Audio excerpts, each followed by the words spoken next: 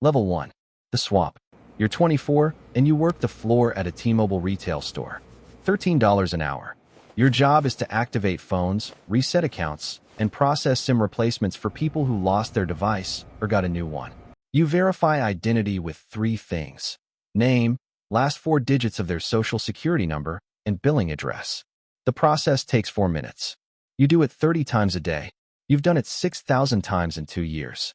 Your apartment is a studio off the interstate. Rent is $840. Take home after taxes is $1,690.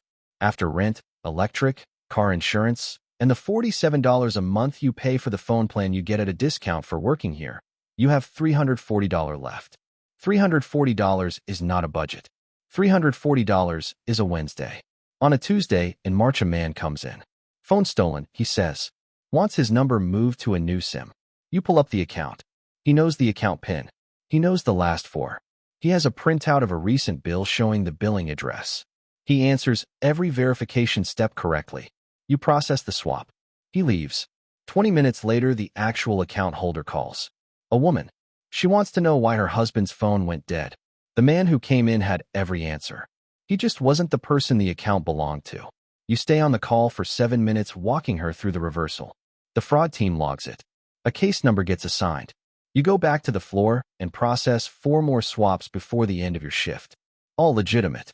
All identical in method to the one that wasn't. You don't do anything with what you just saw. You think about it for 2 weeks. The thinking produces one name. A man on a crypto forum who posts his portfolio weekly. You can see his approximate holdings from the posts. His carrier is visible in a screenshot he uploaded, the T-Mobile logo in the status bar. You find his billing address through a data broker site for $4. The name and last 4 you piece together from a data breach notification he posted about last year, complaining his information was leaked. You process the swap yourself from the store terminal on a slow Tuesday afternoon. His number routes to a SIM you bought at a dollar store for $3. You drain $4,200 from his exchange account using the SMS 2-factor code that arrives on your phone the moment you request a password reset on his email. The whole sequence takes 6 minutes and 40 seconds. You put the SIM tray tool back in your shirt pocket and finish your shift. After your shift, you sit in the parking lot for 11 minutes.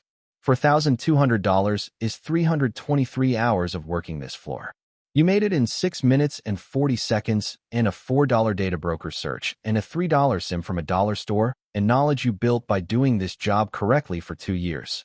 The store closes at 9. You drive home. You eat something. You don't sleep until after 2. The carrier's fraud detection flags the victim's account 11 days later. His exchange sends him an automated security alert about a login from an unrecognized device. He files a police report. The report goes into a national database with 1,611 other SIM swap complaints filed that year. It gets assigned a case number. The case number sits in a queue. You go to work the next Tuesday.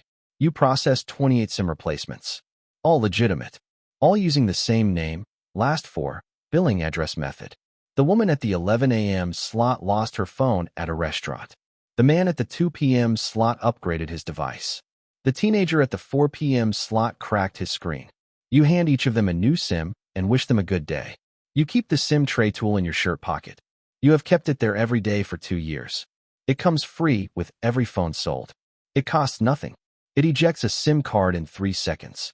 You have used it 6,000 times in 2 years, and you will use it again on Tuesday and the Tuesday after that, and every Tuesday until you decide not to anymore. You haven't decided yet. Level 2. The network. The store terminal is the problem. Every swap you process from the store logs your employee credentials against the account. The credentials are timestamped. The timestamps exist in a system that the carrier's fraud team can pull in 20 minutes with a court order. You know this because the fraud team sent a training memo about it last quarter. You filed it in the shared drive. You have read it twice since March. You quit on a Friday. You tell the manager it's a personal situation. He says the door is open. You've been Employee of the Month twice. You hand in your access badge and walk to your car and sit in the parking lot for 8 minutes. Then you drive home and open your laptop. Marcus has been your college roommate, then your friend, now your contact. He works IT support at a logistics company. He understands 2-factor authentication, exchange security, and how wallet addresses work. You call him on a Saturday and explain what you've been doing. Not all of it. Enough. Marcus takes 3 days. Then he calls you back and says he's in. The arrangement is clean. You handle the SIM acquisition. Marcus handles the drain. Marcus takes 30% of whatever he extracts. You handle everything else. SIM acquisition now runs through 2 current T-Mobile employees you trained before you left. Both are floor associates. Neither knows what the swaps are being used for. You tell them it's for account recovery testing, an external audit firm verifying the store's identity verification process. You pay them $500 per swap in cash, delivered in a parking lot 2 blocks from the store. They ask no questions because $500 is almost a week's take-home for a shift that took 4 minutes. Target selection is its own system. You monitor 3 crypto forums daily for wallet size signals, posts where people reference holdings in passing, screenshots with partial address strings, tax season threads, where people complain about capital gains on amounts that tell you everything you need to know. You cross-reference usernames against public profiles. You find billing addresses through data broker sites at $4 to $12 each. You compile a spreadsheet. The spreadsheet has 200 rows. Name, carrier, estimated holdings, billing address, data source, status. You work through it from the top. Each target takes 2 days of research before you hand the file to the store contacts. You never rush the research because a wrong last 4 means a failed swap, and a failed swap means a flag on the contact's credentials. You clear $22,000 a week net after Marcus's cut, and the contacts $500 each and the data broker costs. $22,000 a week is $1.9 million a year if the operation holds. You don't think about the year. You think about Tuesday. You move out of the studio off the interstate. The new apartment is a 1-bedroom with a window that faces a park. Rent is $1,400. You pay it in cash from an envelope you keep in the kitchen drawer. The envelope never runs low. You add to it on Fridays. Your mom calls on a Sunday and asks how the job is going. You tell her you left the store. You tell her you're doing telecom consulting now, contract work, different clients, remote. She asks if the pay is better. You tell her significantly. She asks if you work with good people. You tell her they're reliable. She says that's the thing about contract work. You always have to chase the benefits. You tell her you know. You tell her you're figuring it out. You hang up. You open the spreadsheet. Row 47 is a man in Phoenix who posted about selling his house and moving his equity into cryptocurrency.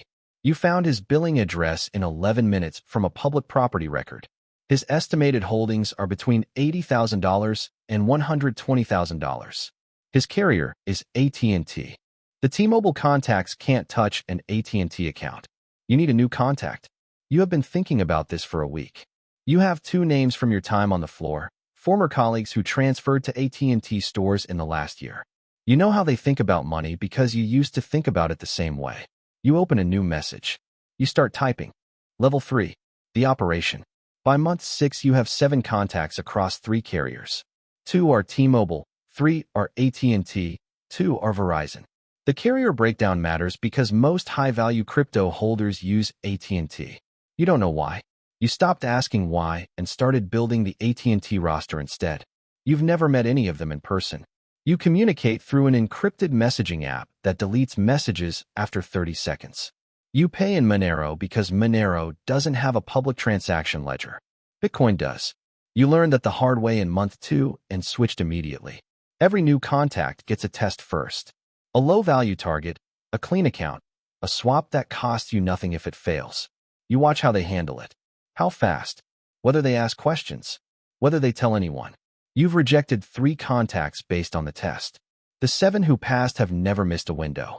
The operation runs on a schedule. Target queue on Mondays. Swap assignments sent Tuesday morning. Extractions run Tuesday through Thursday. Friday is settlement. Monero out. 4-layer money chain. Clean funds arriving in an account you access twice a month. You work 3 hours a day. The apartment has a window that faces a park. You sit at the laptop in the morning, close it by noon, and spend the afternoon doing nothing in particular. You are making $60,000 a month doing nothing in particular. Here is what the 4 minutes actually look like. The contact sends a single letter at 2:14 p.m. That's the signal. The swap has processed. The victim's phone goes dead at 2:14 p.m. and they don't know it yet. They're at work or in a meeting or eating lunch, and their phone just looks like it lost a bar. Nobody calls their carrier over one lost bar. They wait. You open their email first. You request a password reset on their exchange account. The reset code goes to their phone number. Their phone number is yours now. The code arrives on your phone at 2:14 p.m. and 40 seconds. You are inside the exchange account at 2:15 p.m. You initiate the withdrawal. The exchange requires two-factor authentication. It sends a code to the phone number on file. Your phone receives it. You enter it. The withdrawal processes at 2:16 p.m. At 2:17 p.m., the victim's phone drops to no service. Most people restart the phone. The restart takes 90 seconds. The phone comes back with no service. Most people still don't call their carrier. They assume it will resolve. They wait 5 minutes. Some wait 10. They are waiting on a problem that was resolved 3 minutes ago, resolved in your direction. The money moves into a wallet you control at 2:18 p.m. for minutes and 11 seconds. That's the fastest you have run it. The average is 6 minutes. 6 minutes is the ceiling. Past 6, the victim has called the carrier, and the swap is reversing. You have never gone past 6. You tell Marcus and the extraction team that 6 minutes is the ceiling, and you mean it the same way the carrier means it when they say verification is required. It is not negotiable. It is the architecture. Marcus handles 2 extractions a week. You handle the coordination. You haven't touched a target's account yourself since month 3. Your hands are clean in the way that matters least, physically, and not at all in the way that matters most. Your mom calls on a Sunday. You tell her the consulting work is going well. She asks if you work with good people. You tell her they're reliable. She says reliability is rarer than people think. She's not wrong. She's thinking about her book club. You're thinking about 7 people who have never asked you a single question. You hang up.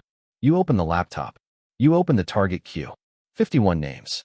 You work through them the same way you work through the store's exception reports every Monday morning, top to bottom, methodically, without rushing. The exception reports were about protecting the company. The target queue is the other thing. The method is identical. You learned it at $13 an hour, and you use it at $60,000 a month, and the only difference is the direction. You know that the operation has never missed a window.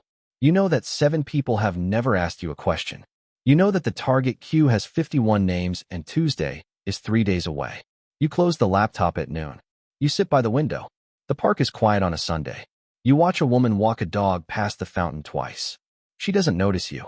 Nobody in this city notices you. That's what $60,000 a month buys when you spend it right. Not things. Invisibility. Level 4. The message. The FBI's cyber division has been mapping the operation for 4 months without you knowing. 17 victims across 2 cities. Same 3 carriers.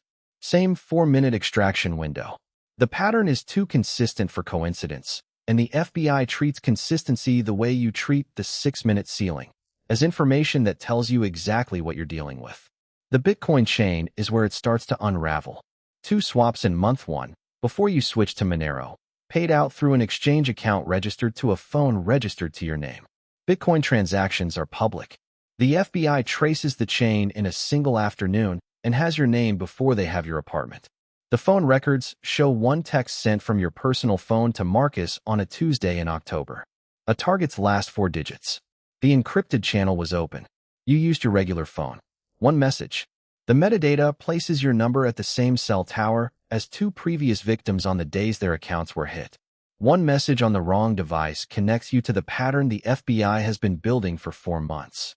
Before the warrant executes, a contact inside an AT&T store notices unusual federal inquiries on 3 accounts and sends Marcus a single word on the encrypted channel. Marcus calls you Thursday night. He doesn't explain. He says you have until morning. You and Marcus run 1 final target. A crypto holder in Seattle with $340,000 in a single exchange account. The swap processes at 11:47 p.m. The extraction completes at 11:51 p.m. For minutes and 4 seconds, the fastest you have ever done it. By Friday morning, each cold wallet holds $170,000. You don't speak again after the transfer confirms. You leave Thursday night with 1 bag. Marcus leaves in a different direction. The agreement is no contact until it's safe and no discussion of where safe is. The FBI arrives at your apartment Wednesday morning. The laptop is gone. The encrypted messaging app is gone. The Target queue is gone. The SIM card tray tool is on the kitchen counter where it has always been. The thing that cost nothing, that came free inside every phone you ever activated, that fits in a shirt pocket and ejects a SIM card in 3 seconds. That's what they find. The agent photographs it as part of the evidence documentation. It is the only proof you were ever in that apartment. You are in a different city. New name on the lease. The park view is gone. The window in the new apartment faces a brick wall and a fire escape. You watch the news through a VPN every morning. 6 weeks after you leave, you see your mom file a missing persons report. 3 paragraphs in a local news alert. A photo from 2 Christmases ago where you are wearing a green sweater she bought you, and you are smiling. 6 months after that, her phone number gets swapped. A different crew. A routine operation with no connection to yours. She loses access to her bank account. She calls the number you had in that city. It is disconnected. She calls it twice more over 3 days. Still disconnected. She has no one to walk her through the reversal. She doesn't know what a SIM swap is. She doesn't know the 4 calls that would fix it. You know all 4 calls. You know the exact language to use with the carrier fraud team. You know which department to ask for and what documentation they need and how long the reversal takes. You cannot make those calls. Making those calls means surfacing. Surfacing means the warrant that is still open with your name on it. You sit in an apartment with a fire escape view and know the fix completely and cannot use any of it. Her account is restored on day 9. A carrier employee flags it during a routine audit. Not you. Someone doing the job you used to do, the way you used to do it, for $13 an hour. Marcus sends one message 8 months later through the encrypted channel. He is fine. He doesn't say where. He says he hasn't slept past 4 in the morning since October. Neither have you. The cold wallet has $170,000 in it. You check it on the 3rd Thursday of every month. The balance never changes. You have not spent $1 of it on anything that matters. The thing it would need to buy, one phone call to a city your mom still lives in, is not something money can purchase without cost you aren't willing to pay. The money is still there. Every cent of it. You just can't spend it on the thing that would make any of this worth it.